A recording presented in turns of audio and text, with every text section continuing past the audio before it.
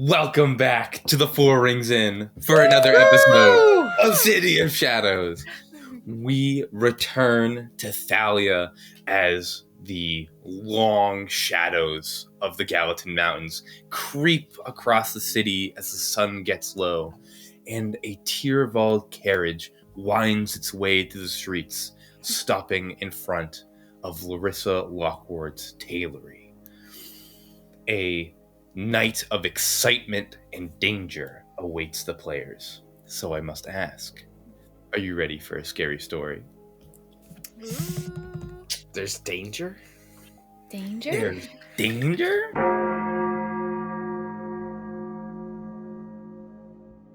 Renshor and Sterling. The two of you step out of the Tyrval carriage at the front door of Lockward Tailory. Sterling, you see the many garments displayed in the front windows. It looks like, as the sun is beginning to set, that there aren't many customers still wandering the streets, and Lockward Tailory seems open but quiet.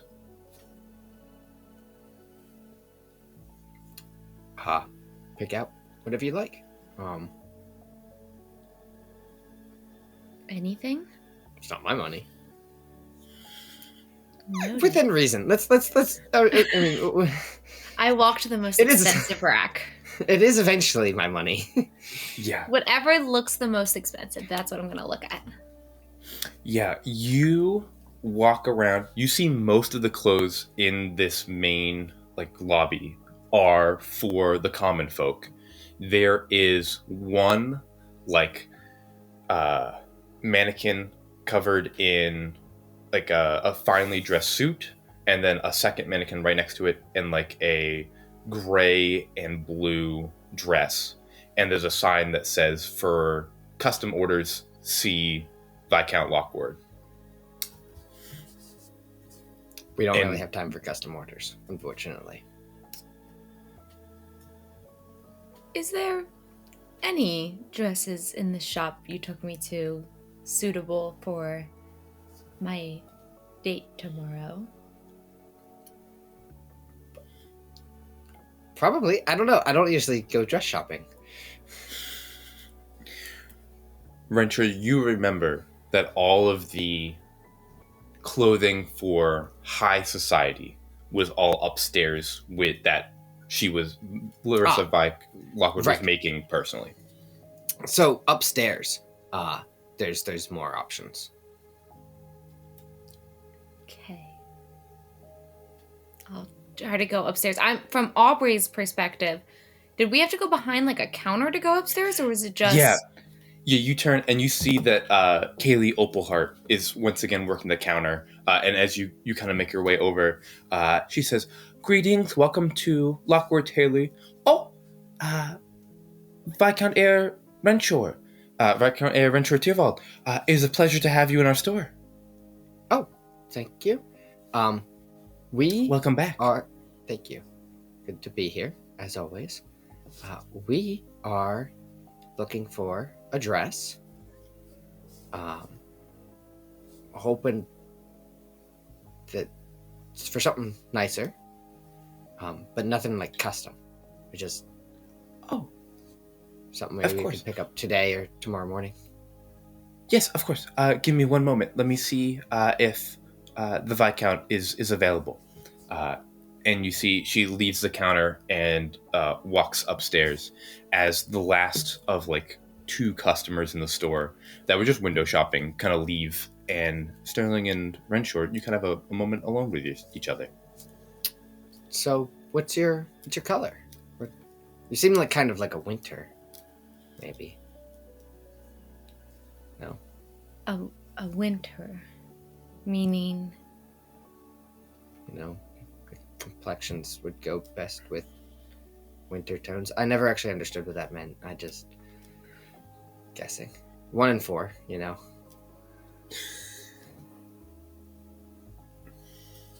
I have no idea, my lord. Oh, okay. What colors do you like? anything. This dress here is fine. And mostly what you've seen her in is just like grays and blacks. Yeah. What color would best suit me in this courting situation? Is Thalia known for something?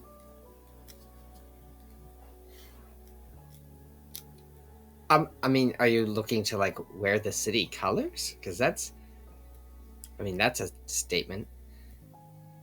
Could be deemed as patriotic, considering. Sure. I think genuinely though, you should probably try and find a color that best complements your natural skin tones. I have no idea what color that would be, but I'm sure Viscount Lockward would. I mean, that's her job, right? So. Sure. At this point, Opalheart comes back down the stairs, and she goes, yes, help yourself right behind the counter, up the stairs to the first landing. That will take you to Lockward's workshop. I should be able to help you there. Again, agreed, nothing custom, maybe just minor adjustments to make sure they fit properly. Perfect. Thank you so much. And of course. We'll go upstairs. Of course. As the two of you ascend the stairs to the landing, you come up to the second floor. And Renshor, you had been here once before to meet. Oh, maybe I should warn you. There might just be a lot of emotion. It can be a little overwhelming at first. This is the mage, correct? Yes. We don't say that out loud.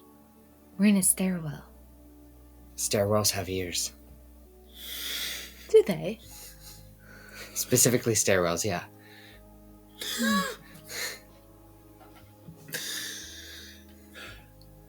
As you get to the second floor, you see the workshop, for the most part, is dark.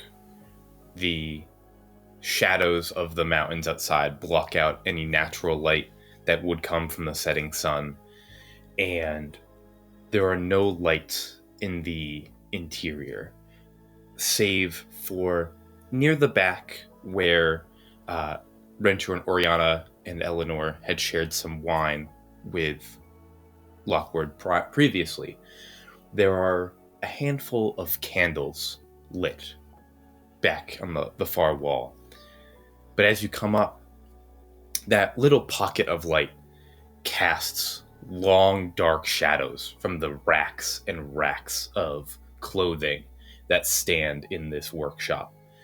You can hear the faint bustle of sewing and stitching and crafting being done here. But aside from that faint noise, the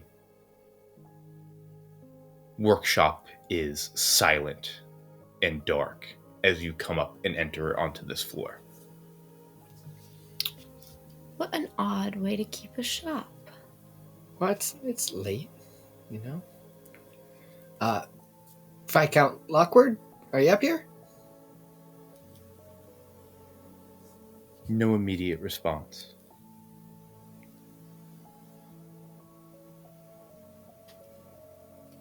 Is this Before always a voice- like this? No, not last time I was here. A voice peeks up from where the candles are lit, and you hear Larissa go, Viscount Tyrval, come on back. Okay. I guess we'll go back there. Yeah, we'll go back there. Excellent. As you begin to move closer to the candlelight and past the racks of clothes, suddenly, the candles are extinguished. the room falls into darkness. And as you hear creaks on the wooden floor, I need both of you to roll initiative. What? I'm just shopping. I'm just shopping. Ooh. I feel like I'm going to go first. Good. 19. Ooh. Okay. Sterling, how'd you do? 14. 14. Okay.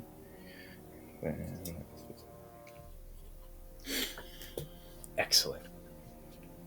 The two of you are thrust into darkness, and you begin to hear creaks of wood on the floor, as well as, Sterling, what's probably unfamiliar to you, the jittering and scraping of wooden joints shifting through the racks.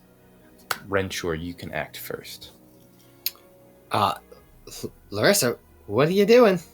We're just here for a dress. I don't know if I need a dress anymore, my lord.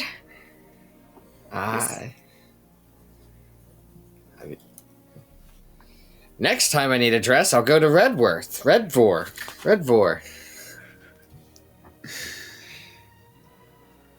That's my whole turn. That's all I'm doing. Okay. Excellent. Sterling, you are up. Can I make a perception check? Yeah, for sure. You, unless you have things that allow you to see in the dark or other senses, make a perception check with disadvantage.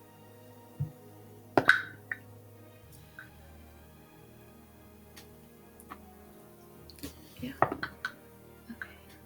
Oh, that was a nat 20. Oh.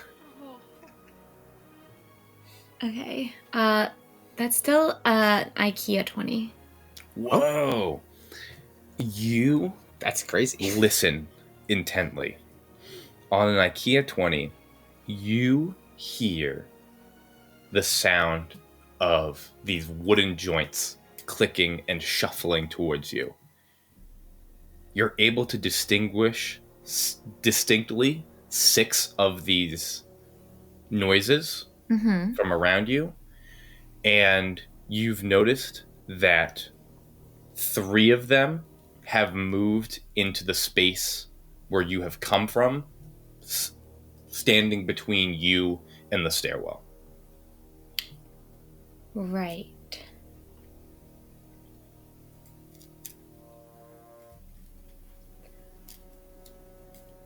Okay. Perfect. I think I am going to... If they're blocking the stairwell, I want to try and... Like, are they circled us? Or they're just, back that way? You feel 3 behind you. Uh-huh. And then 2 to the sides. Kind of to the sides, and then maybe something vaguely in front of you. It's not perfect, right, but mostly like a semicircle behind you. Okay, I'm gonna move and try to, hide in the whatever. Yeah. In the darkness, and specifically, I want to try to see if I can move closer to where, the candle and the table that we had seen when we first arrived, the direction of the voice. Absolutely. Make a stealth check with advantage. Okay. 17. Cool. 17. I'm just going to squeeze the Viscount's arm and then disappear as I try to move. Yeah. Renshor, you feel the squeeze on your arm, and then Sterling is gone. Perfect. Larissa, I have a guest. I mean... I had a guest. Oh. Yeah, you slip into the shadows, being really careful not to rustle the clothes as you're moving through these racks. And yeah, you start to make your way towards that table with the candles that were on it. As she is moving, Renshor, you are going to have to make 3 dexterity saving throws, but you're going to need to make them one at a time. Make the first one for me. Okay. 4. You feel out of the darkness dry wooden hands of those animated wooden mannequins lurch from the darkness and latch on to like your upper shoulder. As this mannequin grabs you, its fingers like digging into your shoulder.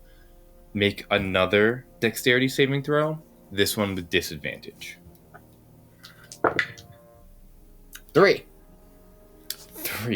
A second mannequin latches on from the other side, gripping your other shoulder, and pushes you down to, like, not necessarily onto the floor, but out of a standing position.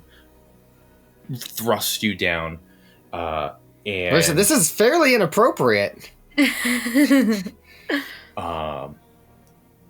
The third mannequin, now that you are grappled, is going to automatically succeed on its grapple check and restrain you as one more wooden hand reaches down and just grabs Renshor like by the top of his hair, and grips him.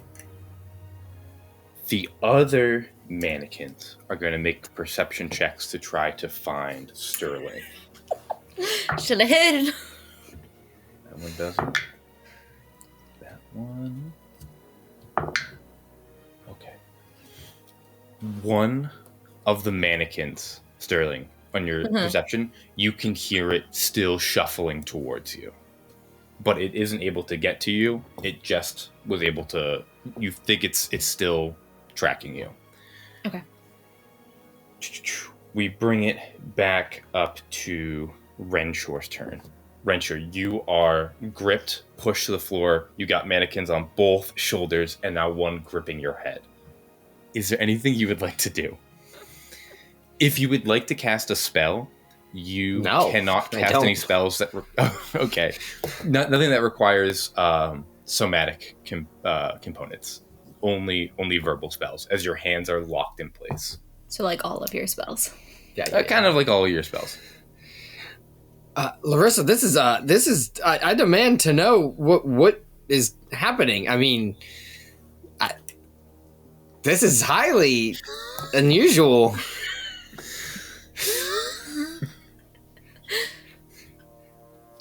Yeah. That's about it. That's all. That's my turn. Deal. Okay. Should have used the first one, knowing now I'd never get another. Sterling, you're up. I would like to still stealthing, move a little bit closer, and like try to hide again. Yeah, absolutely. Make one more stealth check, still with advantage. Does it change if I say I want to move closer, and then instead of hiding, I want to take like dodge? Since I would have heard them kind of grasp onto Renshor, instead of like, because it's already dark, instead of like fully like hunkering down and hiding somewhere, I more so want to be prepared for this guy that's tracking me. Yeah. So here's what you think. There's only one of these mannequins that knows where you are. Mm-hmm. If you do another stealth check, you only, like last time I rolled 3 stealth checks for 3 mannequins, you only have to beat this one guy's perception. Okay. Yeah, I'll hide. Alternatively, okay. Let's say if you dodge, then he'll make it to you, but you have a better chance of avoiding the attack. Okay. Should have picked differently. Was that with advantage? Oh, advantage? Slay. It's dark. He's dark. Okay, now it's an IKEA 20. It was an IKEA 20. Like 10. Perfect. You disappear even deeper into the shadows. And as that mannequin loses track of you, and goes to where you previously were before just kind of stopping and getting lost. You look to where you hear the scuffle going on with Renshor, and a runic light ignites in the center of the room. Stepping into its light, holding her sphere, Larissa Lockward steps up in front of Renshor. Here you can see Renshor pushed onto his knees, these 3 mannequins gripping into him, one holding his head. You can kind of see like a profile view of Lockward as she leans down in front of Renshor and goes, "You spoiled brat. Do you think that you can sell me out to the Ashen Order?" And she comes like nose to nose with you, Renshor. No, I never made that attempt ever. Why would I do that? I'm just here to buy a dress. Make a persuasion or deception check. Your choice.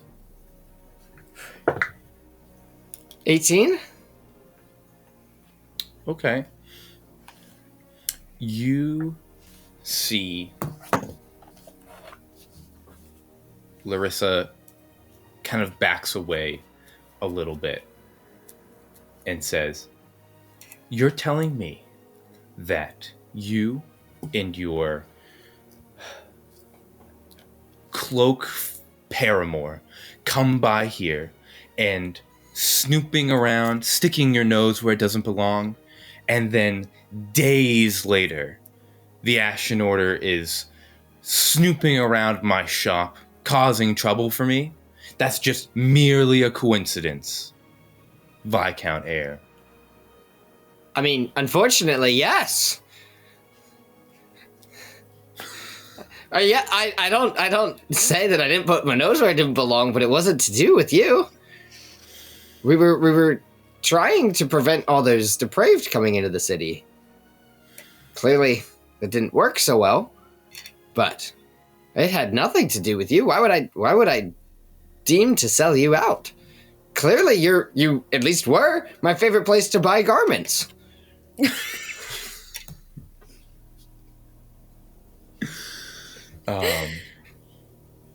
You see, make another charisma check, persuasion or deception.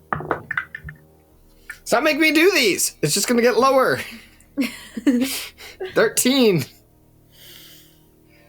You feel all 3 mannequins like tighten their grip on you. The one almost like pulls your head back with your hair before Larissa steps in again, and she says, "Don't lie to me, Viscount. I will not have spoiled pricks have the audacity to come and ruin my livelihood for a couple extra coins with the Enlightened. The Order doesn't have the guts to come after me, but the audacity for you to come after me is something that I don't sit with very well." I have no need for their coin. Clearly, I have no need. I have all the money. I don't know how you want me to prove this to you. I have not sold you out. If I had sold you out, I wouldn't be sitting here. I would have just gone to Redford. Make one more charisma check with advantage this time. Nat 20. There you go. You needed that. The other one, You really needed that. the first one, still lower. The advantage needed. You see Larissa kind of takes a step back, waves her hand in the air. All the candles relight in the room, illuminating the entire workshop. Sterling, you are still very hidden. You're in nobody's line of sight. I think when they started fighting, I started snooping. Okay, yeah, absolutely. Make a perception check for me.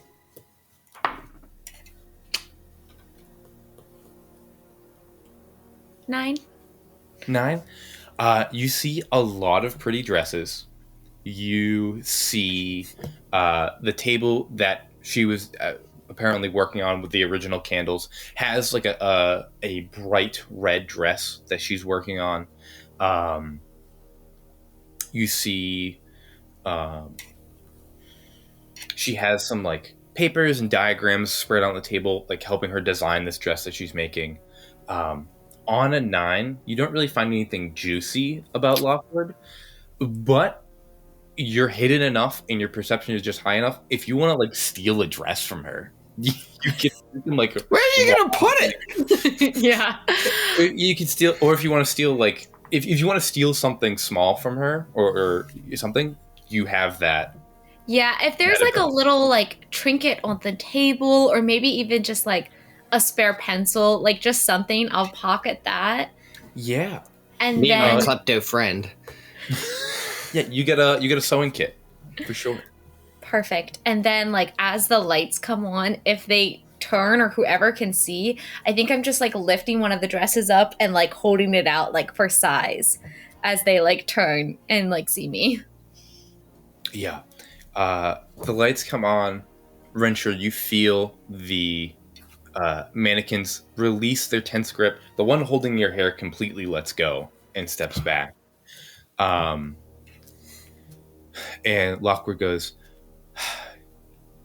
"You really didn't rat me out, did you?" No, why would I?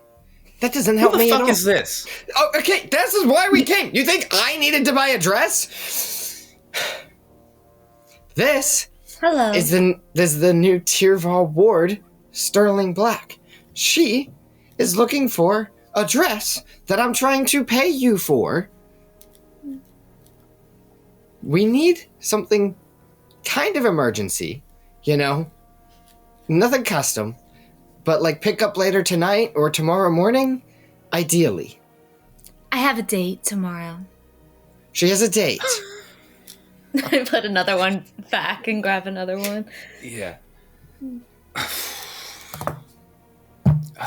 You see, Larissa kind of just waves her hand. Both of the mannequins release you, Renshor. And she just goes, "By the Novem." Yes.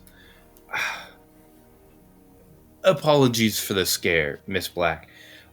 Anything on the west rack, have your pick. It's on the house. Ugh.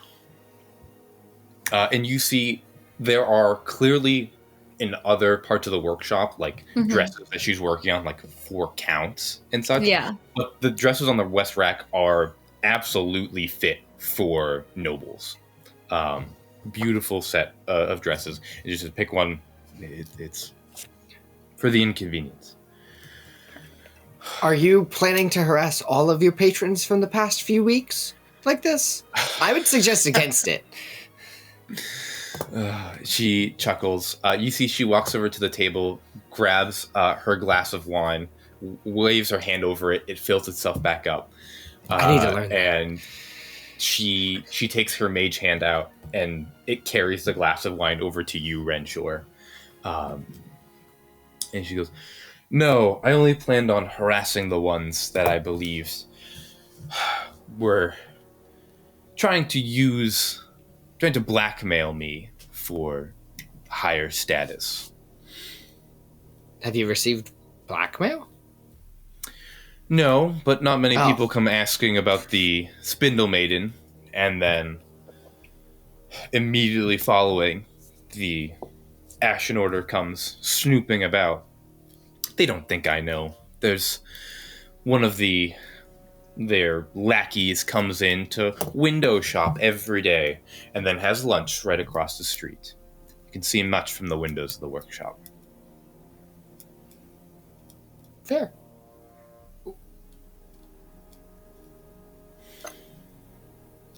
I would You keep said if. Go ahead. You said not many people come asking after the Spindle Maiden. Would one of those people have been Oakenor or Juliet Ketters? You see an eyebrow raise. Make an insight check. Didn't she directly supply them? Like, wasn't she the one who made all of the Cinderfall's cloaks? I think so. She goes, Oakenor and Ketters? No, I did not know they were interested. And how was your insight? 13. 13. You think she's telling the truth, and in your memory, the Spindle Maiden weaved the cloaks for Cinderfall. Right. Ketters didn't want to go through anyone in the city because she was worried that it would get tracked back to her. So she went straight to the Spindle Maiden. However, you do believe that when when Larissa goes, no, neither of them did come to me, she did not know either one of them were involved with the Spindle Maiden, and so they must have had another account, another way of discovering the path to the Spindle Maiden. As well as there are some other people that were not them that have been asking about the Spindle Maiden. Interesting. So, it's irrelevant. Anyways, could you have you found anything, Sterling? Oh, yes. And I think you turn back, and in the corner, I've started taking off my current dress. Like, I have a full slip-on underneath, and I'm starting to, like, put on, like, a dress to see if it'll fit. I think this one might do. Oh, Larissa, are you able to help her get fitted? I'll just sit over here. I'm like turning, I'm like trying to, I guess it probably doesn't have a zipper. I'm like trying to tie it myself.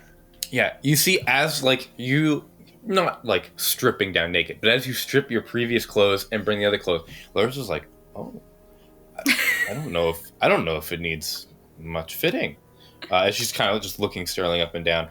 But she waves her hand, and you see the two mannequins that were previously blocking the stairwell come by. One of them, still jittery, but like offers its hand for you to hold and like balance yourself. And the other one comes back and begins to tie the back of the dress together. Thank you.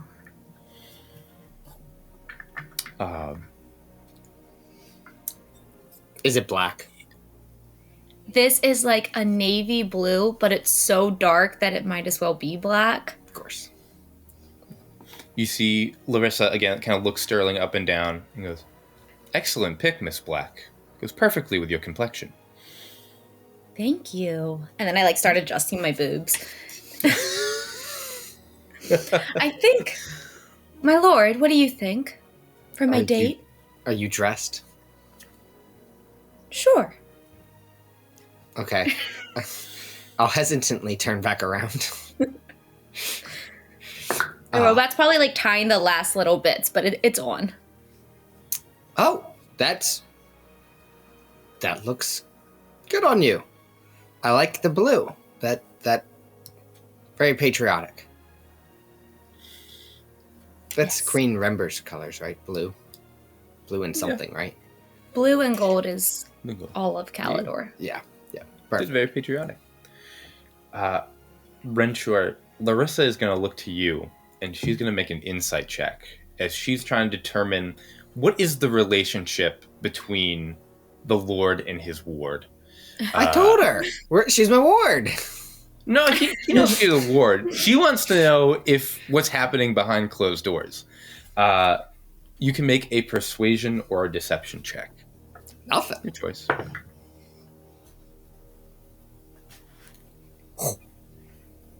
23. Ooh, I should use that more. She rolled very good. Not that high. Her eyebrows kind of raise as she looks at you and turns back. Lord Tyrval, I would suggest you, if you do not rat me out to the Ashen Order, keep a close eye on that ex-fiancé of yours. I would hate for her to stir up trouble for both of us. I trust her. That makes one of us.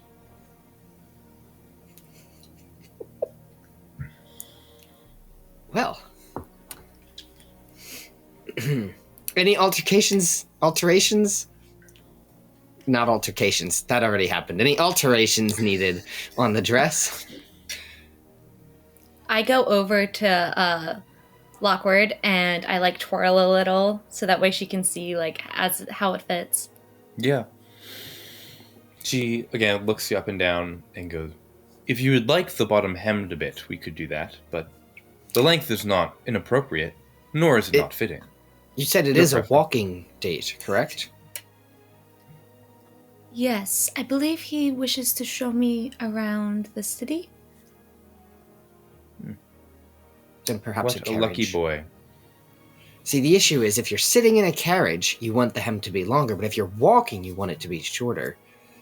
I'm very At least short. It probably pants. needs hemmed. Yeah.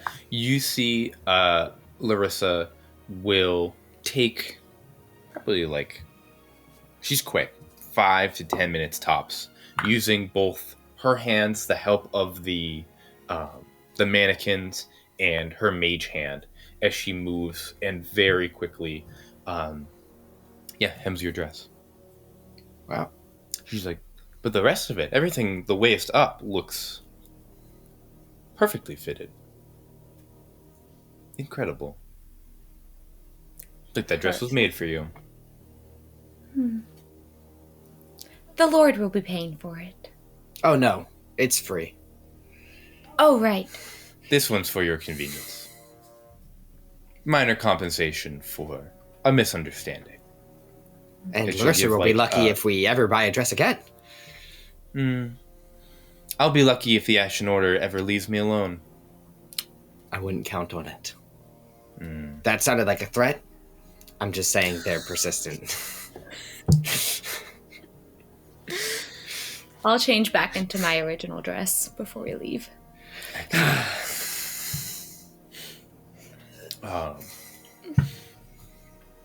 She, before you leave, she turns to Renshor and goes, Lord Tyrval, you are always welcome back at the shop. But if you choose not to return, my shop will not suffer.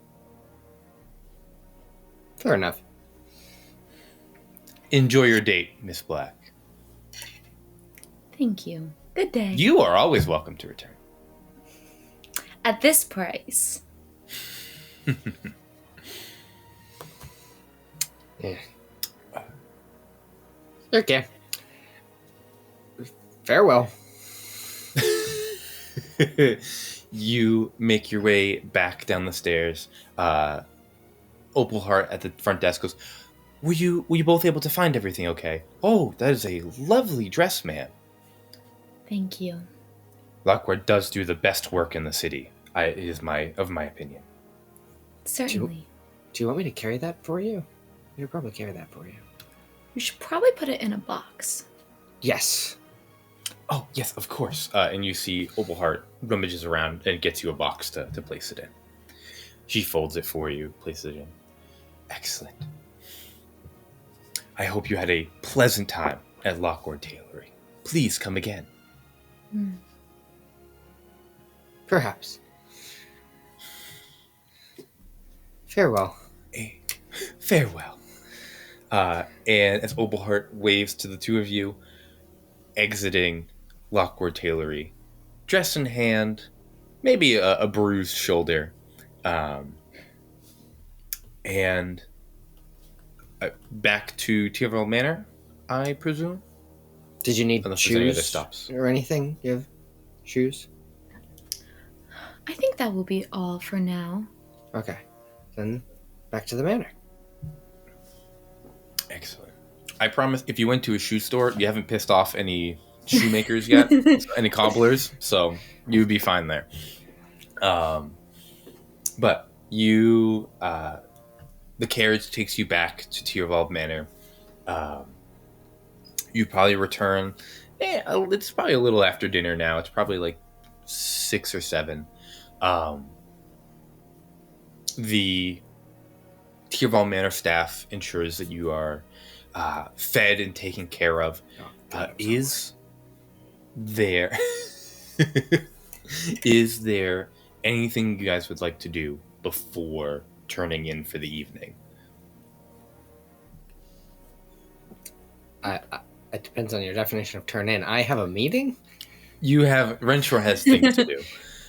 Sterling, is there anything you would like to do before turning in for the evening? No, I think I just, like, when I get into my room, I hang the dress up, like, reverently with, like, the 2 other dresses that I own. Yeah. And just, like, look at it up there in the line. Perfect. Dress is put away. Evening falls onto the manor. What time, Renshor, do you believe you would depart for your meeting? I have no idea. I forgot what time we agreed to do this. I think I'm already late. I don't know where I wrote that down. I don't think I did write that down. I did not. I think Orianna said they start clearing out after dinner. It's after dinner. And you didn't say anything else. You also probably don't want to leave at a time to be seen. Yeah. Whatever Like, time Renshor when you're leaves at the is the right temple. time. I will let you know that Renshor and Orianna did not come to an agreed upon time. We just said late at night. So. I feel like that's been for the whole relationship. They're like, we're going to meet up. Where? Here. Okay. And then they separate and they're like, we didn't set a time. And it's been happening for years. But we always meet up at the perfect time. It's fine. It always works out. I guess I'll just pack my cloak, not wear it. Perfect. The purple one. The purple cloak, Yeah, if that the was good one, unclear. the nice one. The nice one. And I got my book, and I got some other books. I brought a variety of books in case they would be helpful. I got my notebook from the library. Yep. Actually, I have quite a few items. Don't know where I'm putting all these things. A sack. Sure. A satchel. A satchel. I bet you have a nifty satchel. Out the window? Probably not. I'll just walk out the front door. No one will question it. Perfect. You move and leave through the front door. Are you taking a carriage or are you walking? Oh. It's a little ways away, but not like... Yeah. Can I take a carriage to Asphodel? That's where you're going. Is it? Is that where we're going? Well, Asphodel Asphodel, like, Square. square is the whole thing, and then you're meeting me at a specific temple there. But Is the It Sophos is- that is Librum the there too? destination. I want to go the somewhere Sophos Librum- different. Yeah, the Sofa Sleeper is probably like... He's probably closer than where you are. I'd like to take a carriage to the Sophos Librum, and Dude. then I will walk inside. Is there anyone else in the library? is the library open? Is the library open? The library is not open at this time. I'm just gonna start walking. Phew. Do you leave your carriage there, or do you tell the carriage to go home? No, I'm just gonna tell them that I'm going for a walk around town, and then I'll just hire a carriage to get home. Perfect. Whatever. I It's love fine. that you took the carriage to the Sophos Librum, the one place where they, like, the Ashen Order is watching you to take this book, and they're like, he didn't take it, guys, we're good. that night. He Soon as the returns sun to cliff. sets. Yeah.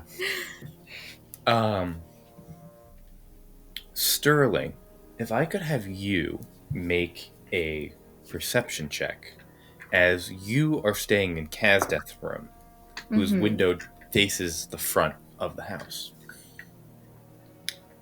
That is a 22.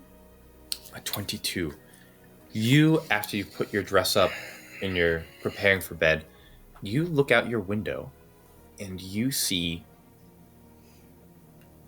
later in the evening, a carriage arrive to the manor, and Renshor Tyrval steps in with a satchel and kind of like, he packed things, and steps in before it moves towards Etherly. I would like to follow. Yeah, absolutely. Good luck keeping up. I'm elusive. The carriage isn't flying down the street. Make a, let's see, what check would be proper? When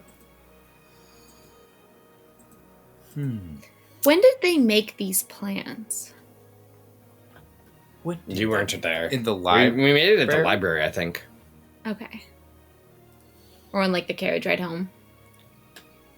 Yeah. Here, I'll leave it up to you. Sterling, you can make any check that you can justify to follow the carriage. And if you have any abilities you would like to apply to it, it could give you advantage. But I'll let you do that. It's not super difficult because he is, like, the carriage driver is not trying to be elusive. But you're tailing a carriage.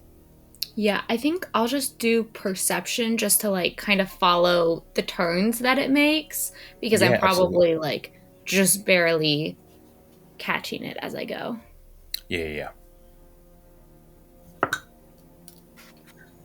That is another dirty 20. Wow. I've rolled 14 so many times this session. Better than a 2. Better than an Eleanor 2. Better than a 2. Yeah, Yeah, I take 14 any day. Yeah, you are able... You're able to take some shortcuts through the city in order to keep a track on it. And geographically, you end up at Asphodel Square because if you move just past the square, looking over the river, you're able to keep an eye on the carriage really well. And so you're able to, just from Asphodel Square, follow the carriage, and it's a good ways off, but you see it stop and you see Renshor get out at the Sophos Librum. So he's made a good distance away from you, but on a 20 perception, you're able to keep that vision on him by using the river. Perfect. I think I would then, watching him go out and watching him start walking, I am going to... I'd move as if I'm going to continue tailing him. Mm-hmm. But I think as I realize that he's walking in my direction, it's more about like staying in the shadows and moving when I need to. Like if he moves too far out of my view. Yeah, absolutely. Stealth check from Sterling, please. Mm-hmm. As well as, we kind of glazed over this because I got excited about you tailing Renshor. How does Sterling depart from Tyrval Manor? Does she go out the front door like Renshor did? Does she do something different? How does she get out of the manor? I think if there's like a back door or a servant's exit, she'd be much more likely to like find a more shadowy exit, but still not out the window. Cool. Perfect. Excellent. Back door out Tyrval Manor. Watches Renshor depart. And then, what was that last stealth check? 14. 14. Excellent. Perfect.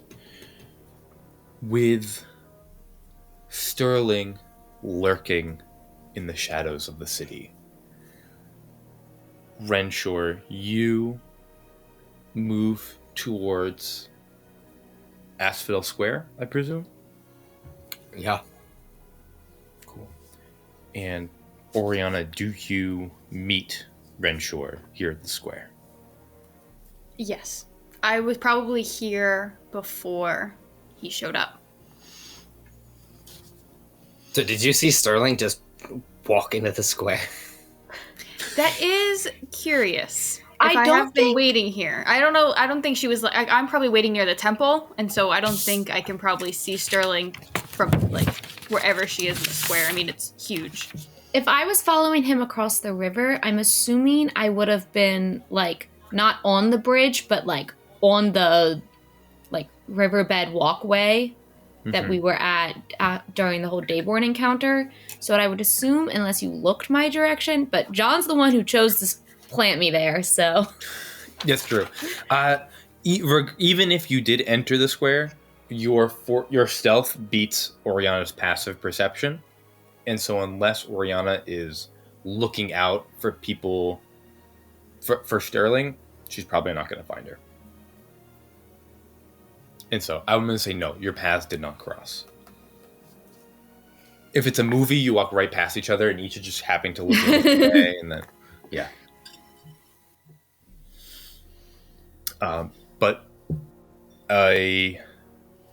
about 30 or so minutes after after Renshor arrives at the Sophos Librum, Renshor, you make your way over the bridge to Asphodel Square. The huge Asphodel Cathedral stands tall over the river, and the other temples of the Ascended make up the square, as well as a lot of other like supporting houses and buildings for operations here in the square of the Enlightened. Cool. And you do meet up with Orianna. Hello. Hi. Did you make it here all right? You walked over?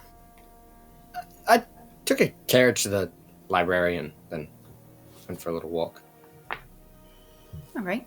I guess that makes sense. I'm elusive. Are you? Are you ready for? Yeah, I think so. This should go great. Yeah. The closer we get to it, the more nervous I am getting. That's fair. That's felt. That's communal. I know. I was letting my hopes get out before and getting really excited, but now I'm just getting worried that nothing will change and that it won't work, and I don't know. I'm getting in my own head. Should we stop by Chimet's office and see if he's there? Help out? Probably. Yeah. Just to, better safe than sorry. Orianna, as you move towards Chimet's house, can you make a wisdom saving throw? Okay, that was a nat 1. Right off the bat. I didn't have to add anything to it. I mean, I could add a 1, but it's a nat 1. Perfect. You go to move towards Chimet's house, and you like trip and stumble on something. It almost felt like something tugs at your foot, and as you look down, your shadow has shifted and twisted from matching you, and you see your shadow like snakes behind where Renshor is standing, and the wings of your shadow come all the way out. I think I stop looking at it and I quicken my step, hoping that Renshor will also quicken his steps behind me and hurry up to Chimet's. And my skin is crawling. I'm just following. I haven't noticed any. Perfect. Yeah, you make your way to Chimet's house. You get there and you see the door is locked and the lights are out. Oh. I go to peek in his window, see if he's in there at all, even through the dark. Yeah, make a perception check. Disadvantage because it's dark in there. Yeah. 18. Oh, I get 22. Wow. With advantage. With disadvantage. What's the lower one? Oh, 18? so then it was 18. So I rolled twice and I was like, ooh, the second one was higher. It's so good. It's so good. You look into Chimet's windows. You kind of peek through. It looks like he's not home right now. It looks like his room is empty. There's no pot of tea on the stove. The stove is off. But there's no fire going. And it looks like he's not home. We should have sent a letter. Yeah. We could leave a note. Do you have any paper? A note for what? On his door. That to come find me. I mean, to let him know what we're doing. Oh, I actually do have without paper. really saying so, but In the event he comes back to his office at this time of night?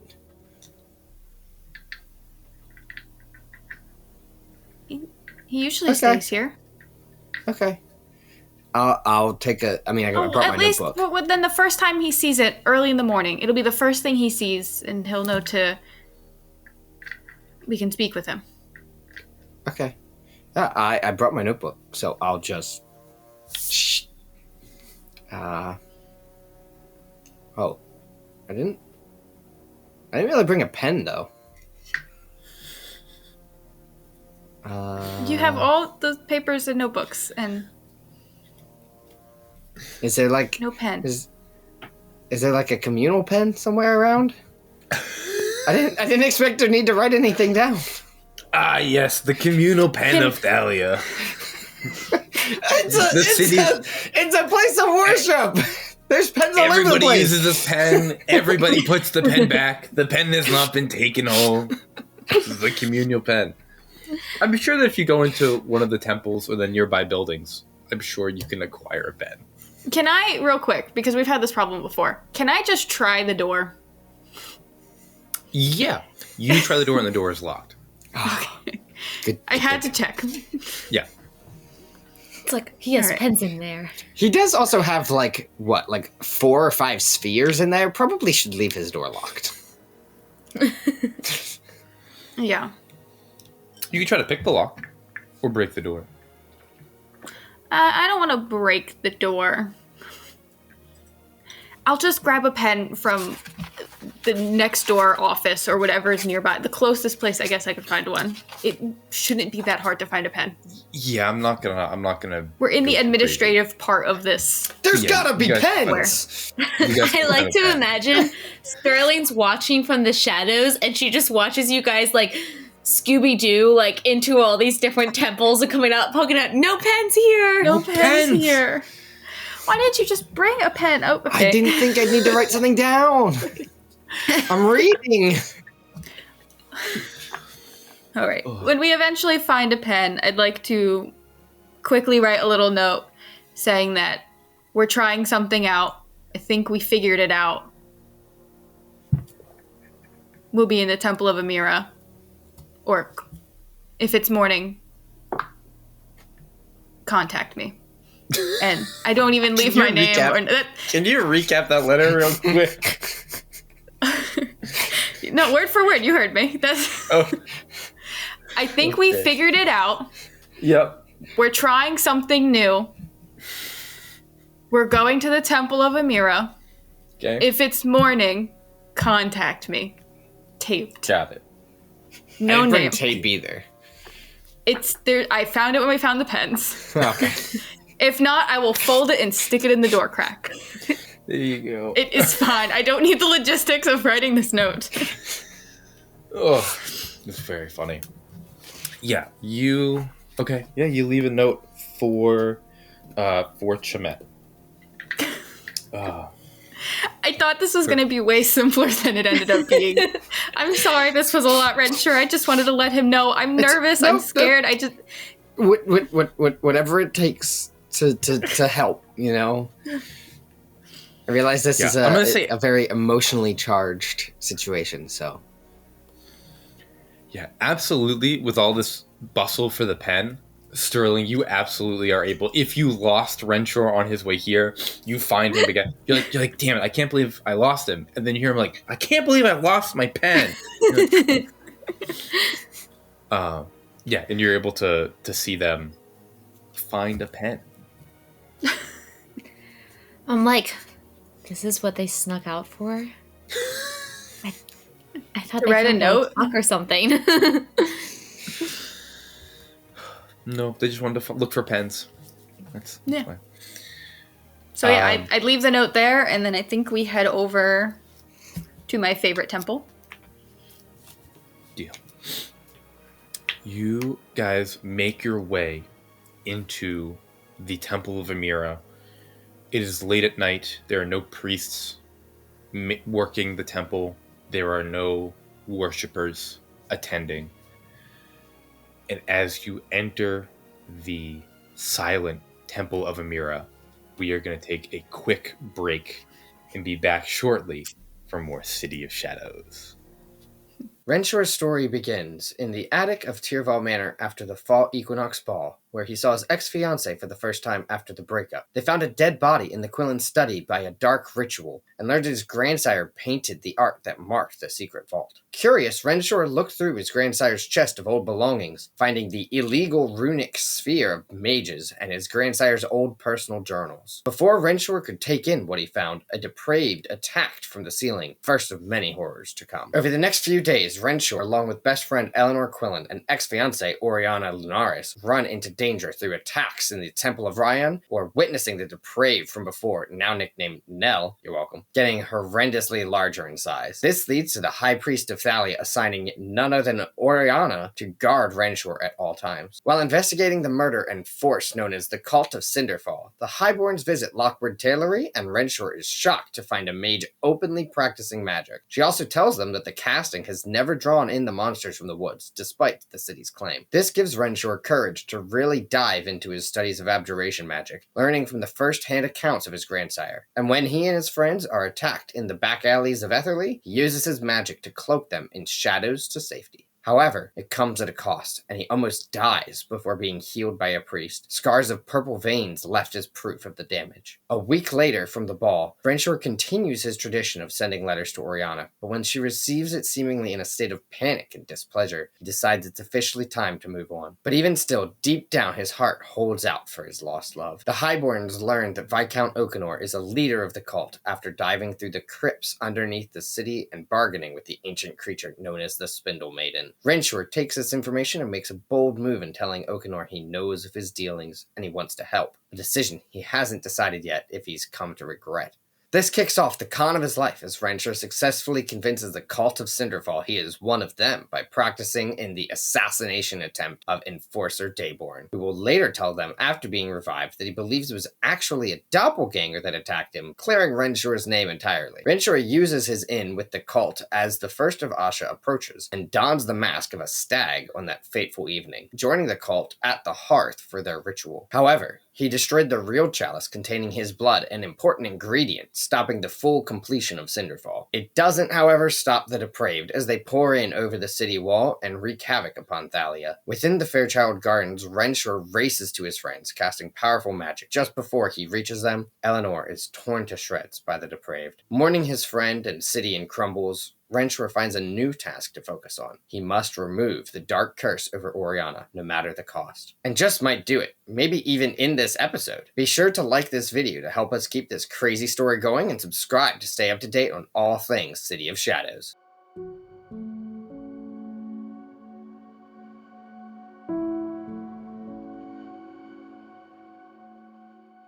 We return to the Temple of Amira within Asphodel Square. The only two souls entering the building, Renshor and Orianna, move through the halls. The magic lights that give a dim glow to the kind of wispy, mist-filled air of the temple with its incense and its frankincense that kind of burns throughout. The haze, that's what the faint haze of the burning incense disperses the little bit of light that sets the temple. As the two of you come into the main chamber, how would you like to proceed? So, Orianna, I have a Yes. suggestion. Okay. Your curse is very much so affected by how you're feeling, right? When you get scared or happy or worried or whatever. Yeah. Due to the situation, I think you should be unconscious for this. If you can't feel anything, your curse can't fight back.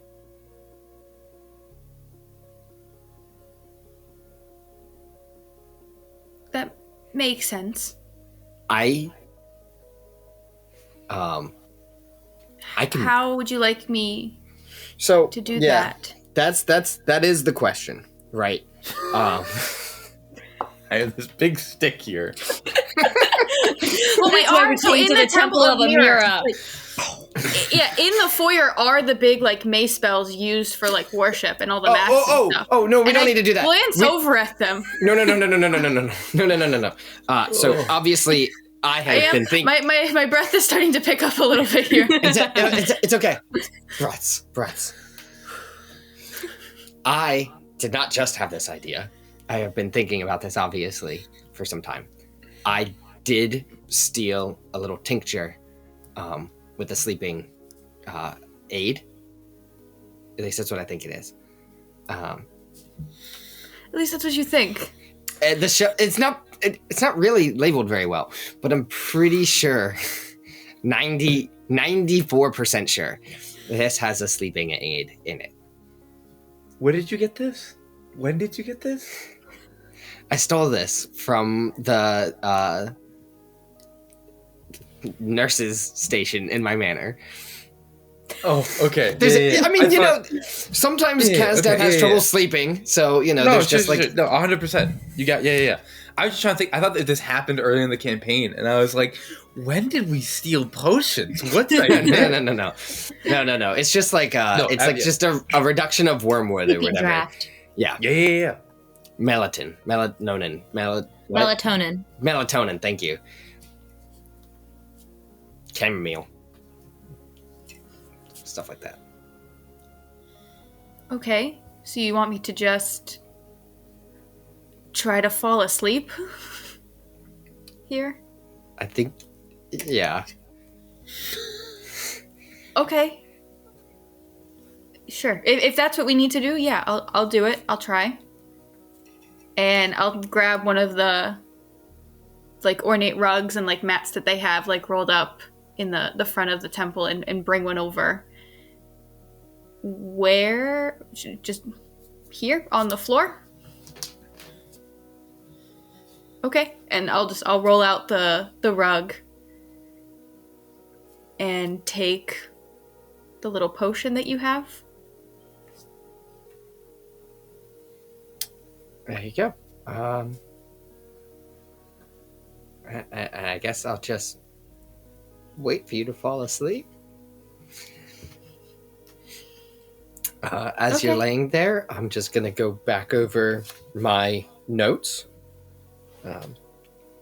I've already committed this all to memory. Because you can't cast a spell and then read the instructions. So I do know it all. But just, one, to kill time, and two, because make sure. Yeah. I trust you. And I'll drink it. And now we wait. This will give Chimette time to show up.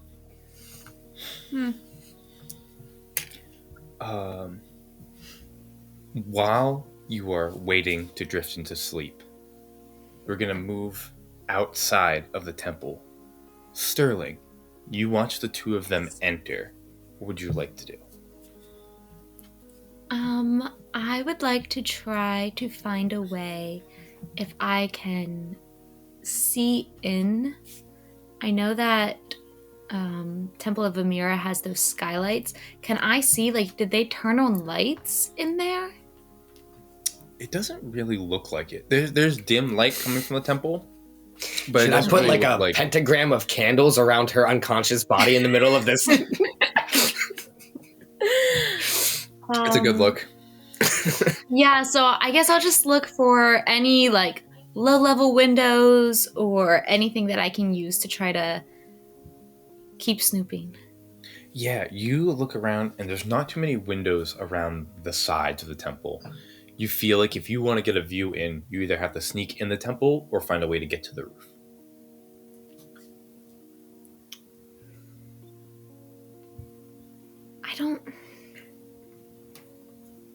I would assume that I have been in, if not this Temple of Amira, no, but Temple of Amira's before. Yeah. And that they would be similarly laid out. Is it like one room churches sometimes will have that waiting hall where you kind of open the door and that's where you put jackets and stuff before you get into the main body? Is there something like that I can absolutely remember that if I opened the door, I'm not opening it or right direct view into them? Yeah, absolutely. You can come into that earlier waiting room, the entrance hall, and then be able to peer in on them in their main chamber. Okay, so I'll wait until when it seems the loudest between them, probably when they're arguing about what the hell this sleeping draft is. Yeah. And then try to quietly slip in. Perfect. Yeah, make a stealth check. That is another 14, so another dirty 20. Dirty 20. Perfect. Dang, that's my new number. You're better than a My new 2. dice number. Way better than a 2. Yes. Sterling slips in, and through either a crack in the door or a gap in one of the walls, you can look in and see what's happening in this room. And Orianna, Renshor, unless there's something else you want to do, Sterling, you would watch Orianna slowly drift off to sleep.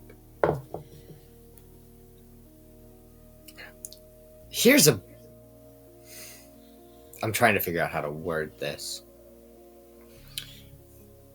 When a D&D spell says willing creature, and they're unconscious...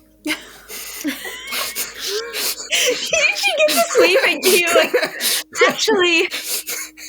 We're talking about the magical consent of an unconscious person. Yeah. I think you could. I feel like the answer is no, but I was inherently willing before, going to sleep, knowing that this was about to happen. So I don't know if that still is in effect after I have fallen asleep. That consent is still there, but the consent was there before falling asleep. Yeah, here's my thought, right? If you were in a more reckless situation and somebody was unconscious, I know the spell Dimension Door has similar wording. Like you can take a willing creature for free, or you can make a saving throw to pull somebody in with you. If you were trying to rescue a party member who's unconscious, like, and get them out with a Dimension Door or something along that lines, I wouldn't be like, they're unconscious, they can't consent to being rescued. Like, I would, like, that's heroic, and I would allow that. It's almost like non-resisting.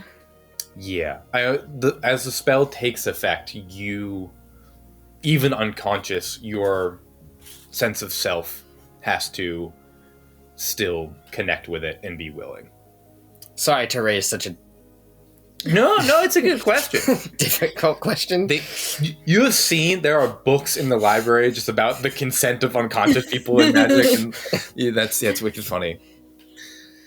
Ugh. Yeah. Anyways. But I think if Orianna chooses to be willing, she can be willing, conscious or not. Okay. That's such an interesting question. That's so fun. I would like to take 6 seconds and drawing upon my sphere. Oh, concentration breaks. Shit. Never mind. Hold on. Oh, no. Two things you want are both concentration spells? Yeah. Does concentration automatically break if I cast another spell, or is it if I cast another concentration spell? If you cast another concentration spell. Oh, okay. Cool. I always forget the rules for concentration. Okay.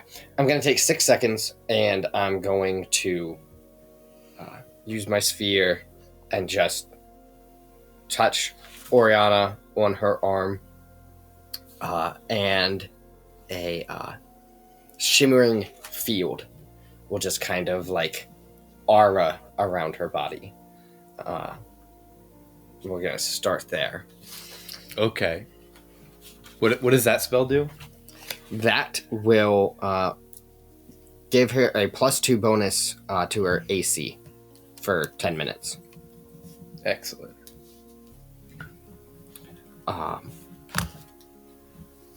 And that does have like a visual effect that everyone can see. So Sterling can see that she has a glowing outline. Perfect. Is it purple? No, it's blue. I wish it was purple. It's not. Why would you think it's purple? Why would you think it's Tyrval purple? That's craziness. You could reskin it. Like, I could. Yeah, sure. It's blue. She goes like, it says on my sheet, it's blue, so... It actually doesn't say it's blue. Any magical aura, that's gotta be blue, right? Like, if you have, like, a glowing shield, if it's not blue... Fuck it. What are you doing? Shields are blue! Health is red. I don't make the rules. Renshor, do you put on your cloak, your purple cloak? Yes. So now that she has this AC bonus, I will, like, kind of prep myself. I will have my cloak on. The books are open and, like, spread if I need quick reference for whatever. It is very occult looking. It is so incriminating, everything that's happening. It's awful. It's so bad. I'm, like, debating in the corner, like, would it help me out if I go ratchet them on the cops? Like, could I... This is pretty bad. This is, like, basement of a horror movie, like, awful. Truly awful.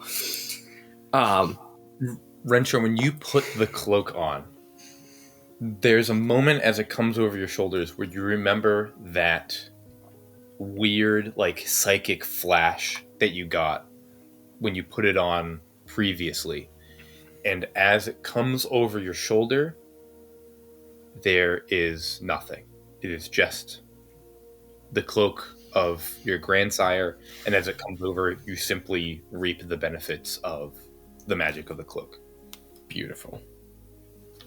Which give me a +2 or a +3 to my casting? I think it was 3. I don't remember.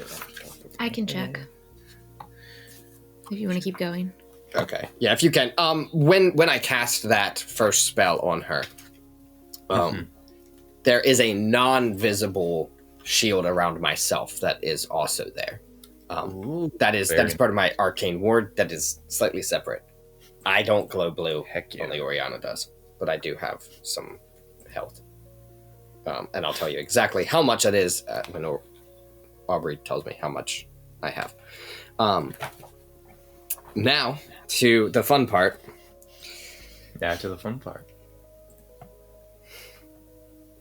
Cure me. Fix all my wounds. I am panicking. Jacob and Renshor. Good. He is kneeling next to her because this is a touch spell and standing over here just feels too ominous. So he's just kneeling next to her. It feels more healy. It feels like healing. Yeah. And this is by far the most complicated thing he's ever tried to do. With the Abjuric sequence, pulling information from this notebook and from my grandfather's journal and combining them together. Out of memory, just multiple hand motions. There's different parts. There's layers through the sequence. And the order matters. And as the spell builds, there is a visible kind of, I'm gonna say Doctor Strange kind of effect. The shield is physically building itself in front of him as things occur. And then he will go down and take both hands and just lay them on her temples, just grasp her head. And he will cast Remove Curse. I love it. Yeah, is going to hurt a lot. I'm just gonna. How much do I? The pain I'm taking from this spell won't take away from my shield because that's not how that works. But how much do I have on that shield? Is that for me? Yeah. How much did the cloak add? You deleted it from Discord, so I couldn't find it. I got it. I have it. It is. It gives you +2 to your runic casting and +2 to your stealth. Okay. So I get twice my mage level plus my runic modifier. So I'm mage level 3 times 2 is 6 plus my 5 runic casting is 11. Very nice. Okay. And then I'm gonna start rolling for the damage. So I only have 2nd level spells. This is a 3rd level spell. I only have 2nd level spell slots, so I am using my body's vitality and feeding it into the sphere to gain more power and ability out of it. Yeah. One of the benefits of having such a large and important sphere. And I believe we said before that because I use a 2nd level spell slot to cast it, I don't take all of the damage, right? Yeah, if you... I just take the difference? Yep, so if you're casting a 3rd level spell, you can either take the full brunt of all that damage and do the damage from casting a 3rd level spell, or if you burn a 2nd level spell slot, because the difference between 2nd and 3rd is only 1 level, you'll only take 1 level's worth of damage. Yeah.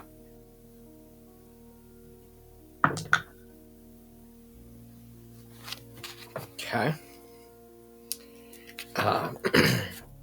So no longer kneeling. I guess he's basically prone, conscious, in pain, above 1 HP, exhausted. All good things.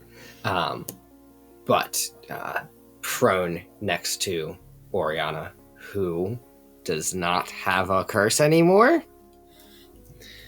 So, as you place your hands, can you read what Remove Curse does? At my touch, all curses affecting one creature end. That's really all it says about creatures versus about objects. Perfect. You touch her temple, and you feel the spell enact, and you feel a curse lift from Orianna. the spell goes off, the siphon draws from you, and a dark presence is pulled away from Orianna. Orianna, wake up. It's done. And I'll shake her. As you shake her, Orianna, you are brought to consciousness by two things. First, Renshor shaking you and waking you back up. The second is as you come awake, you feel a tightening in your chest. You feel all the air pulled out of your lungs. You can feel how cold your blood is in your fingers, in your arms, in your body. This chill moves through you. Renshor, you look at Orianna. She looks healthy and alive and full. Orianna, as you come back to consciousness, you feel that something critical is missing, and I need you to make a death saving throw. As your body shudders, time is going to become incredibly important. I need all three of our players to roll initiative. There's currently no enemies here, but again, every second is about to count. Shit. Orianna, how'd you do on the death save?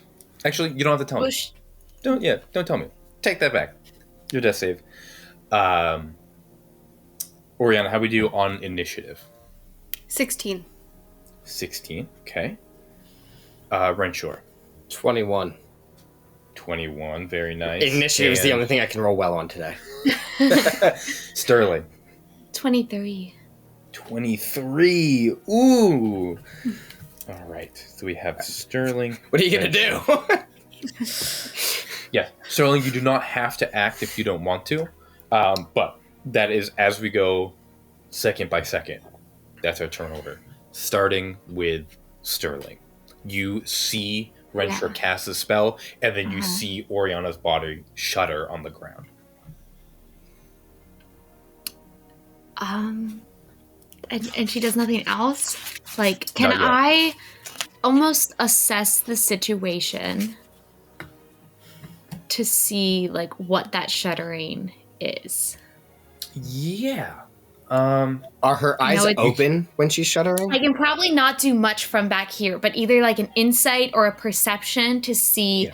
Obviously, he just cast a spell and she had some sort of reaction. I'm trying to gauge from what I can the level of severity. Yeah. Insight or perception. Your choice. Okay. That is 24. I don't think it matters. Oh, it does matter. Okay. Not Eleanor. Perception. Excellent. You see the shudder. On that higher perception, you see Orianna's face. You see the way her body moved.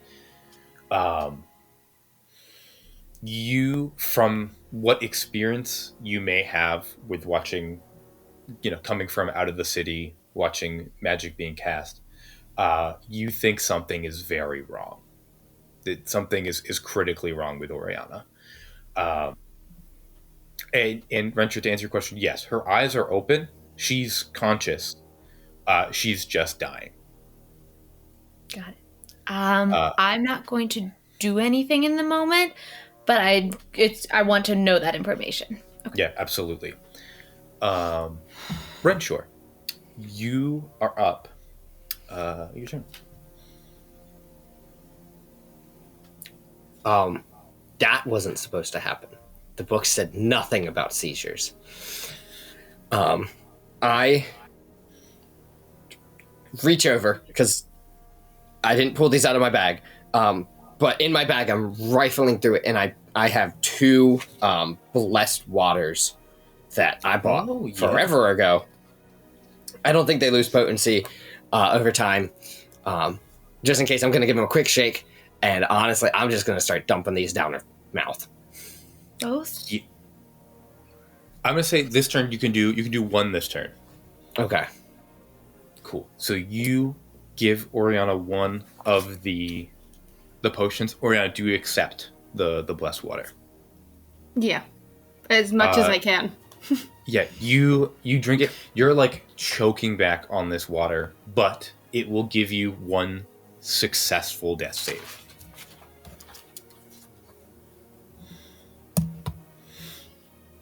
Is that an action, a bonus action? What is it to feed someone else a potion? I'm going to call that a bonus action. To administer it? I'm going to say with her being conscious and assisting, I'm going to say it's a bonus action. Because it's a bonus action to take a potion. I think is how we did it. So I'm going to say a bonus action. I'm going to write that down because that's going to be a rule forever now. That's great.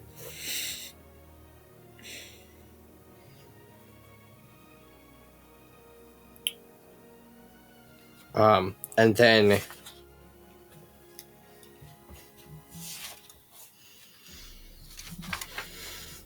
I'm going. So if I cast another concentration spell, the other one just ends? Correct. Okay, that's fine.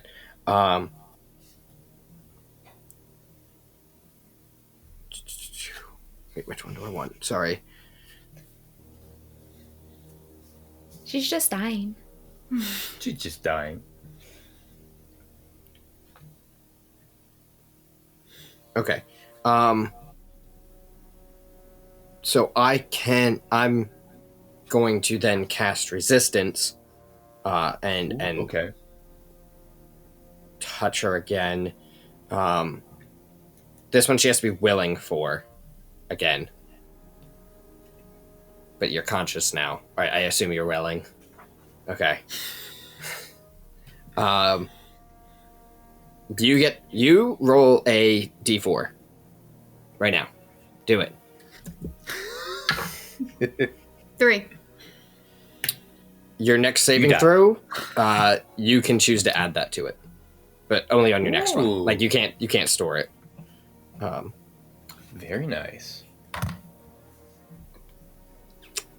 That's all I got for now. Perfect. Renshor, we move back to Orianna. Orianna, as you feel your body, again, you have full hit points. You simply feel your body shutting down. You feel that you have make a death save to start, and you're going to add the +3 to this roll. As your body shudders again, you will have a disadvantage on any checks that you would like to make, and you move at half speed as your body is dying. But you're conscious, you can talk, you have an action, a bonus action, you have a full turn. I think I'm... Renshor, I can't breathe. And I think I just start, like, scratching at my chest. Oh, don't do that. Renshor! It'll be okay. Just don't hurt yourself. And I took my roll. For an action, if you would like, you can make another death save. Or, sorry, not death save. A constitution check. If you, with disadvantage, if you beat a 10 or higher, you will get a successful save. If you fail, you will not get a death save. But it consumes your action to, like, focus on staying alive.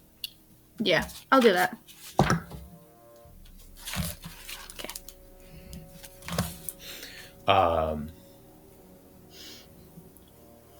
Oh, man. I should have cast Alarm, because that's what I feel. Excellent.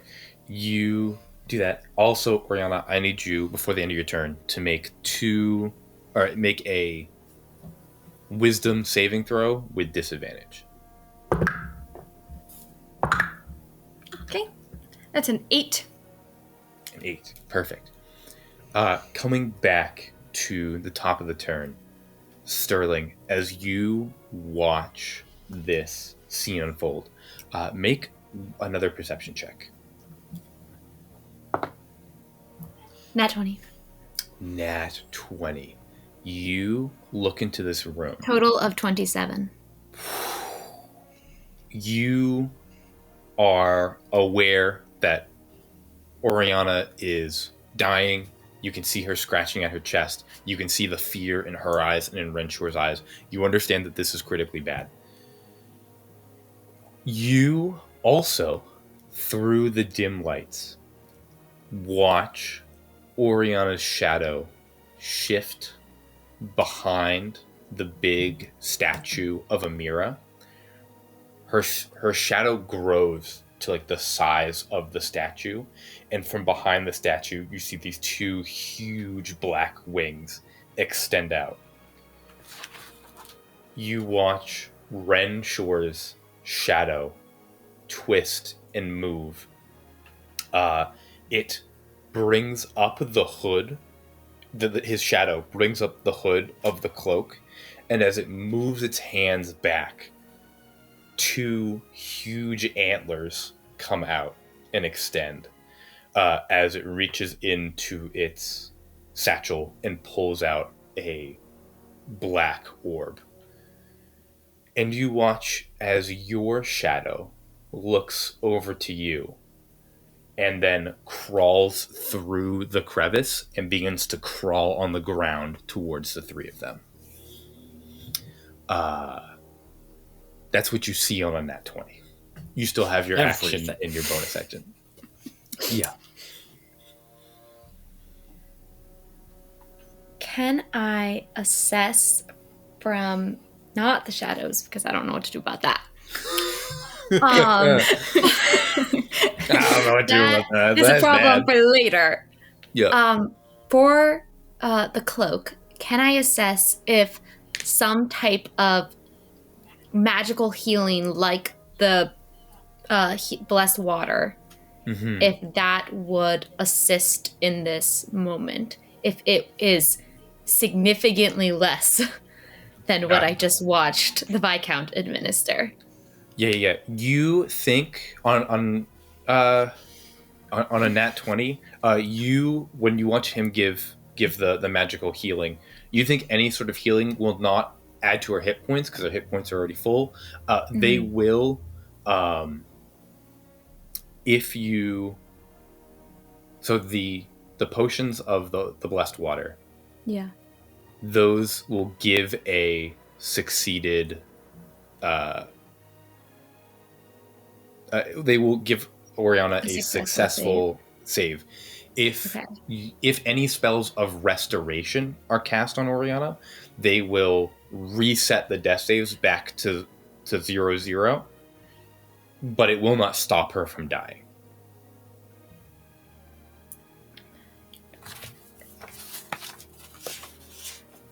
And I think even on your nat 20, I think something that crosses your mind is your perception is superb. It's excellent. You do not know why Orianna is dying. Yes. And like it's something that crosses your mind that, like, looking at it, despite everything that you can see, you don't know the why yet. And there has to be another piece of this puzzle that you're missing.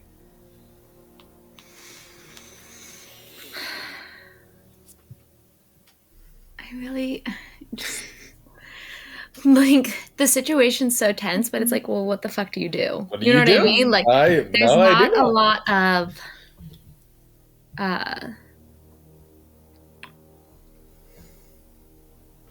okay, never mind. So that's not gonna have. Okay, so what I do have cannot help at all. Perfect. So I'm glad that I'm over here and not in that room with you guys, you know?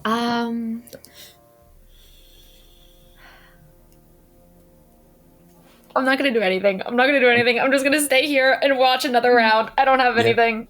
That's fine. It makes sense. It's reasonable. Renshor. I get I was it. like, oh, she has this one little item, and then I was like, nope, it doesn't do what we need. Renshor, you are up. I understand her hit points are currently full. Mm-hmm. If I somehow had the ability to increase her hit points, would that give her another save like the potion does? I think temporary hit points, no. Okay. If you can increase her maximum hit points, yes. Cool. And you said administering a potion to someone else is a bonus action? Yes. I'll also say if you can increase her maximum hit points, that will count. I'll count that as magical healing, and it will completely reset the bracket. Oh, it'll put it back to 0-0? It'll put it back to 0-0. So it'll get rid of all her successes and all of her failures. It'll make it a blank slate again. I don't really want to do that. I feel like the odds that one of those 2 rolls she did had to be a success.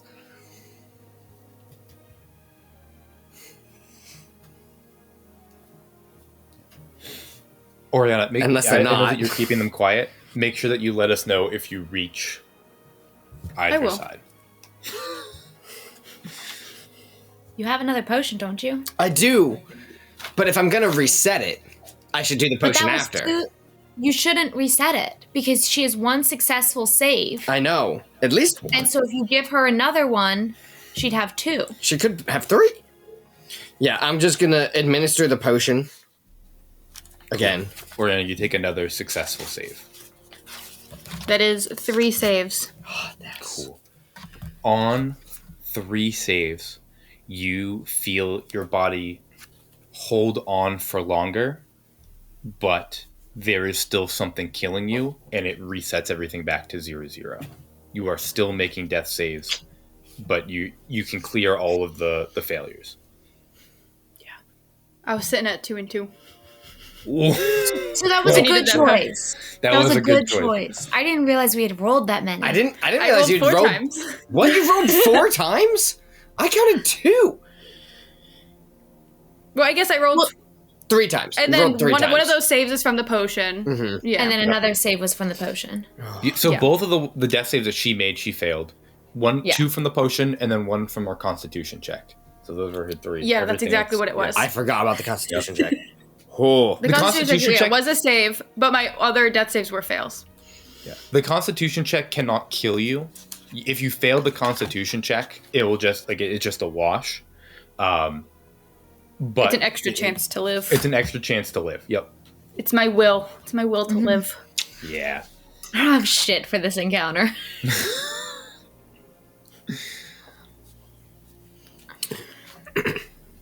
So, I don't perceive a spell being cast, right? She's just dying. Make an Arcana check. 19. 19. You know 2 things for certain. Your remove curse 100% lifted a curse off Orianna. The curse that the shadows that cause her emotions to be dangerous is absolutely still on Orianna. You also know on a 19 Arcana, she is not dying magically. It is not magic that's killing her. There is something very real and very literal that is killing Orianna.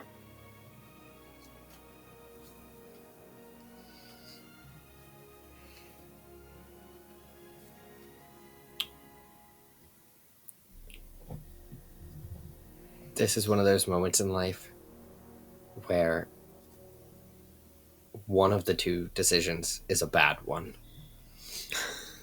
And specifically at tables like this, I just get worried that my wife's going to yell at me later for making the wrong decision.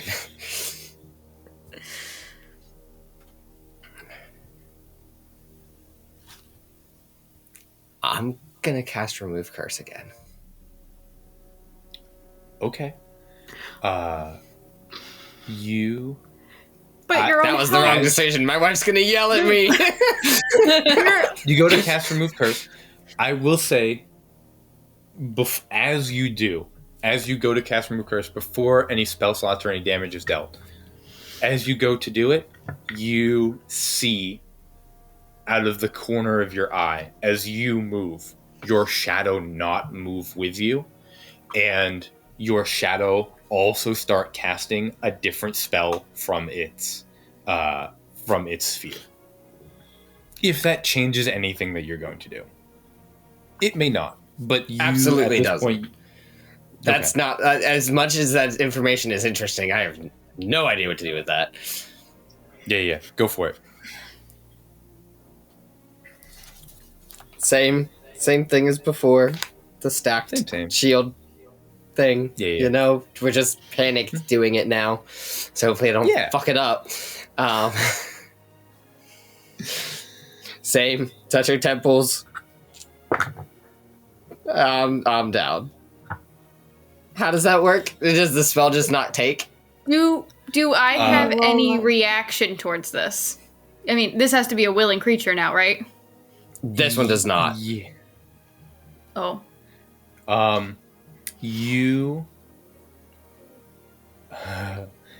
see, Renshor, you're gonna roll you're gonna make a Constitution saving throw. The level of the spell is a 3, correct? Yeah. And I'm gonna double check after and make sure that the rules are correct, but I believe this is what we talked about. So you're gonna make a DC 13 Constitution saving throw.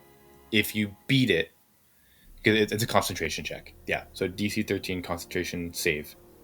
If you beat it, the spell goes off and then you go down.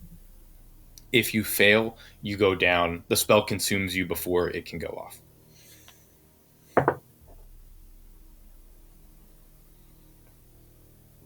Hold on. What's my... Using Constitution saving throw, right? Yep. 13.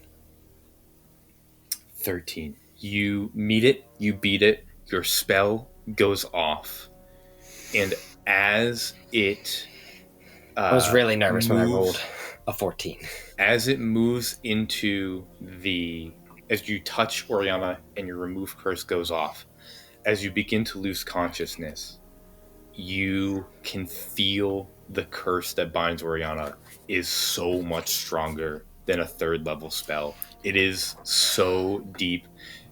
For flavor, you watch Renshor's shadow wearing the cloak, wearing the mask of the deer, the stag, casts effectively a counter spell from his sphere and counters your own spell as the shadow like cackles as you fall back unconscious. Lovely. That's Renshor's turn. Orianna, you watch Renshor go down. Make a death saving throw.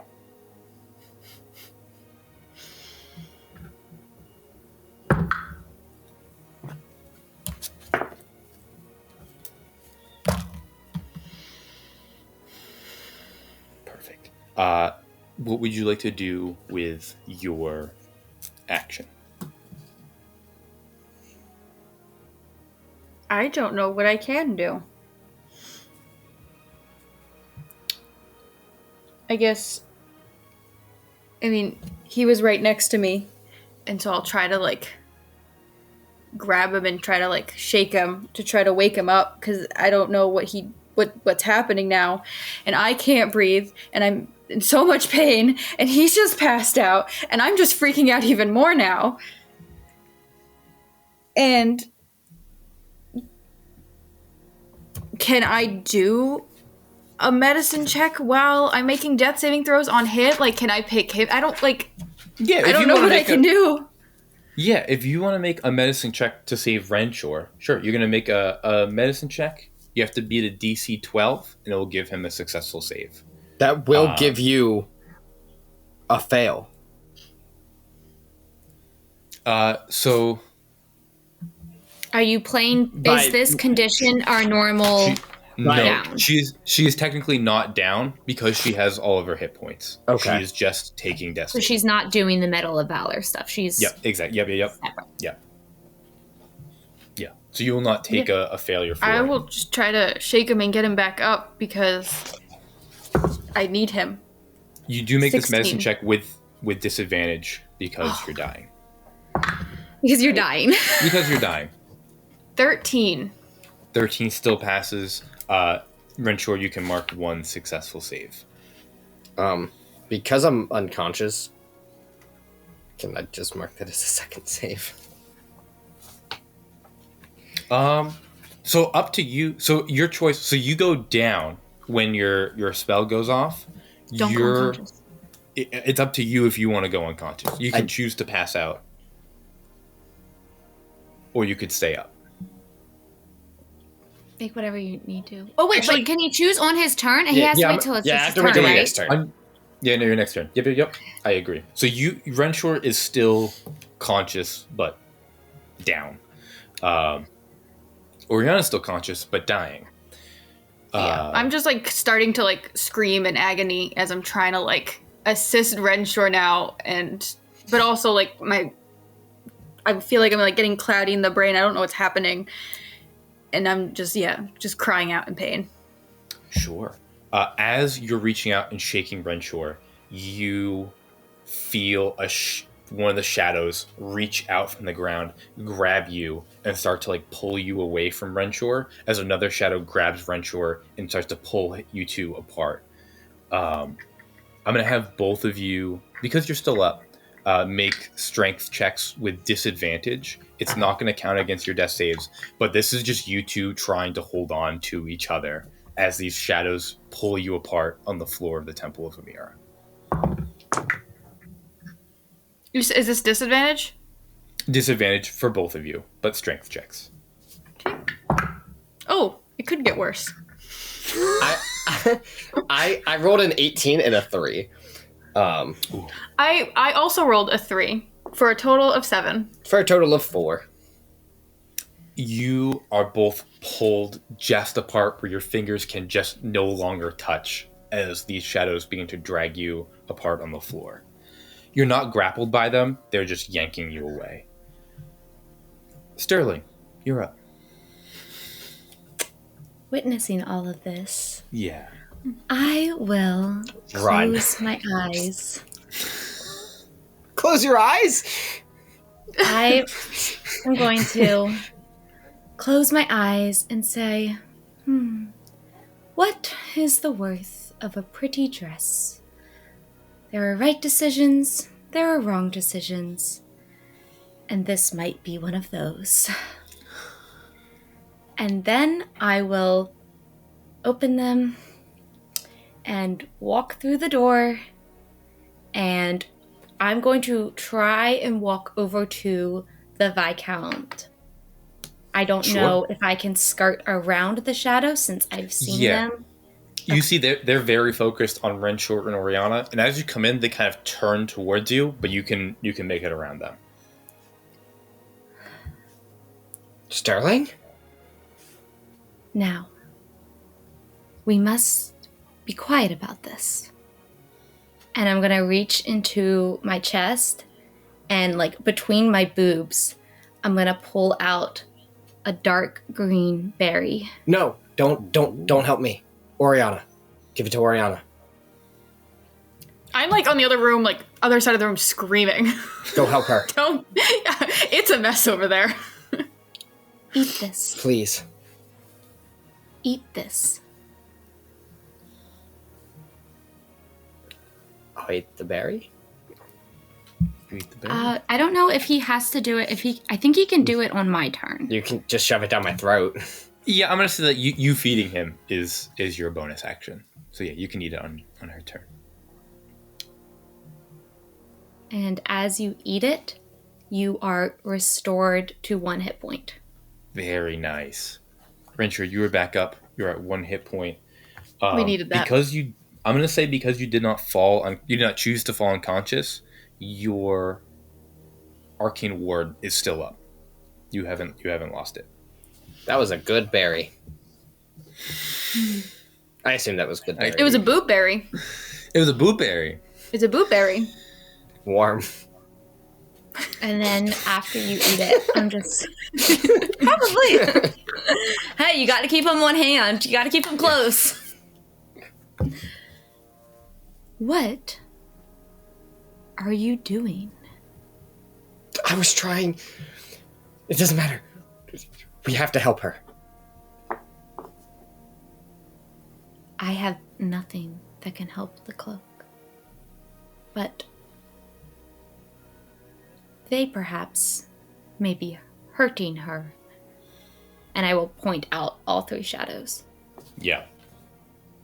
I mean, I know two are like actively like grappling him and pulling him in this moment, but I will point out the third. Or Orianna's shadow one. is like hovering over, like pretty much on the ceiling now, just looking down on everyone and like almost peeling itself off the ceiling.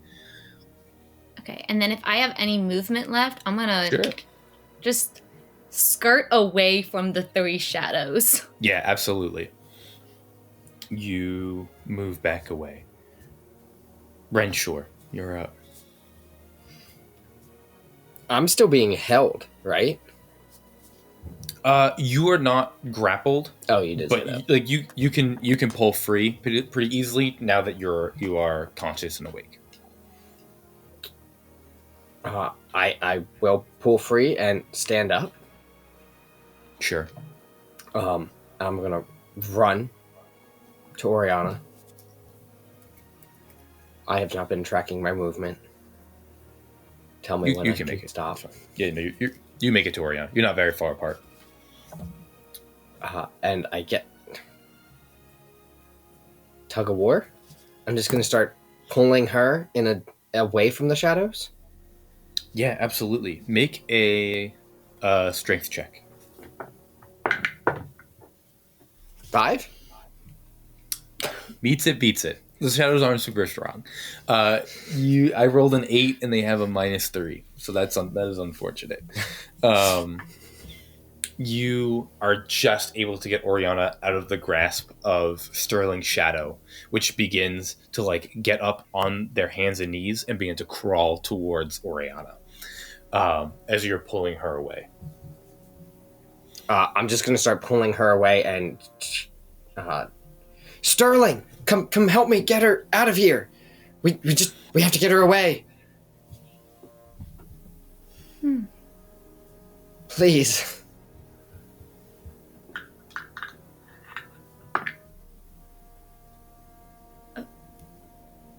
Okay. Orianna, death save, please.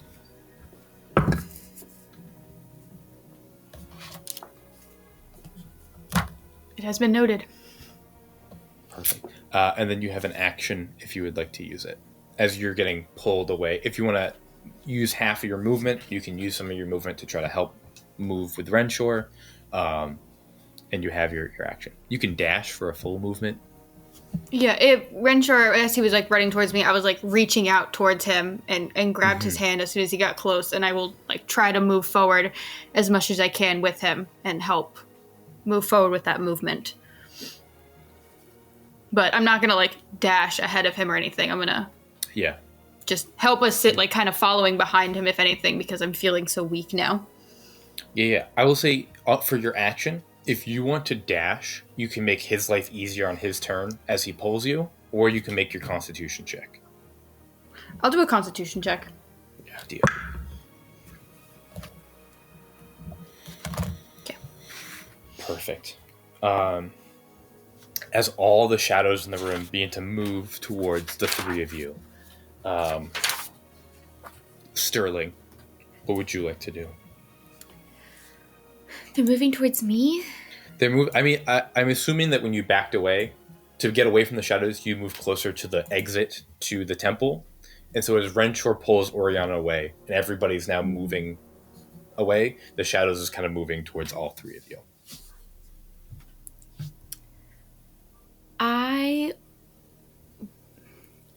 Since we are in the Temple of Amira, I would like to just walk over to where those, I think Victoria said they were big, like, mallet hammers? Yeah. Mace bells. Yeah. Mace bells? Yeah. Okay. And without training in this weapon, I'm more so testing to see if these shadows can be pushed or held back and take this physical damage. Yeah, sure. Make an attack roll against the shadows, and you can make it with advantage because they're technically like prone on the ground. Not very good.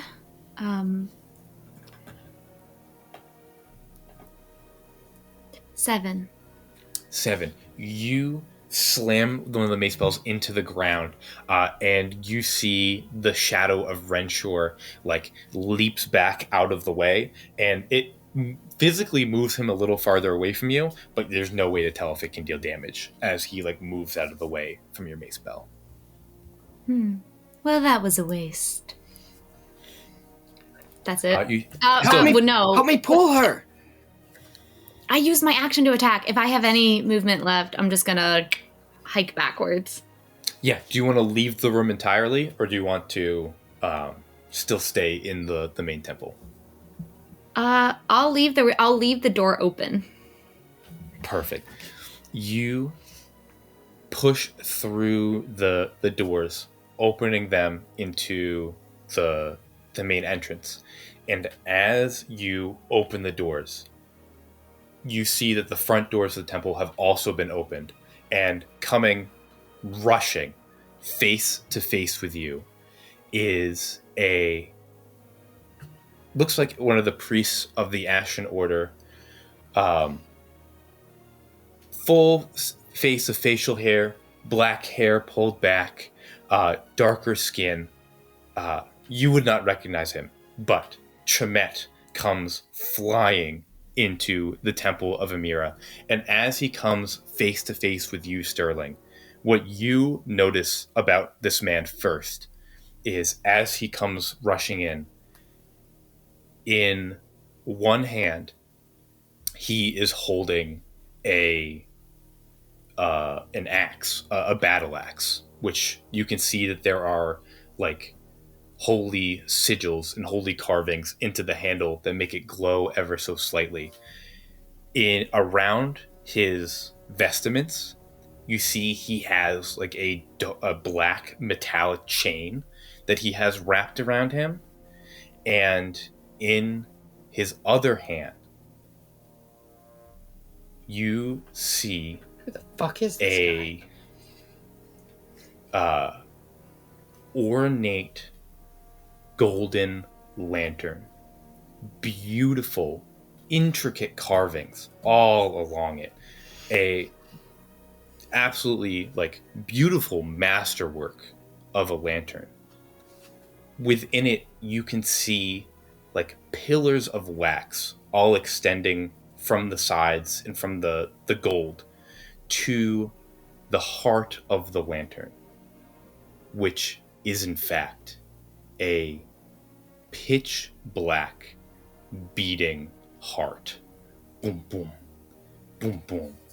And as he comes flying into the temple, axe in hand, heart in the other, he looks to you and goes, Where is she? They're in there. And that is where we're going to end this episode of City of Shadows. He came. The note worked. It was worth it finding that pen. The note was important. The note, I'm not going to spoil anything for next episode. If you need to know, Orianna is certainly not out of it yet. I have a couple failed rolls sitting on my sheet right now, so we'll see. The temple, there's still much danger in the Temple of Amira, so make sure you like and subscribe and tune in for the next episode of City of Shadows. We're screwed.